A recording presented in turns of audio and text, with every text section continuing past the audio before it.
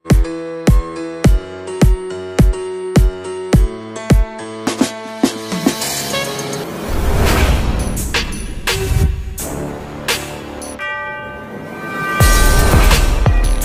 ka ba sa channel na to, huwag kalimutang mag-subscribe at i-hit ang notification bell para ma-update kayo sa mga upcoming videos ko.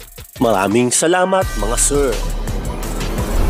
Yes sir! 4 months ago mga sir, na i-feature natin dito sa ating channel si Luke Tobias, ang 6'6", 17 years old, Filipino-Canadian. At ngayong araw na to, in-announce ng East West Private na makakasama na nila si Luke. Sa mga hindi po nakapanood ng ginawa kong video tungkol sa kanya, nakausap po natin ang kanyang mother. Ang kagandahan po dito, itong si Luke, Philippine passport holder na mula nung siya ay 4 years old pa lamang. At ayon sa kanyang mother, though ang priority ni Luke ay maglaro ng basketball sa Canada at sa US, gustong-gusto daw ni Luke na i-represent ang Pilipinas sa mga international games balang araw. At dahil meron na siyang Philippine passport nung siya ay 4 years old, eligible po ang bata na to. Base sa kanyang highlights, sabi ko nga sa last video na ginawa ko tungkol sa kanya, may pagka-Ranidel de Ocampo. Though talagang makikita mo sa bata na medyo may pagkahilaw pa, pero ngayong nasa East West Private na siya, alam naman natin na yung basketball program na binibigay nila sa kanilang mga players hindi lang basta maganda, talagang napakaganda.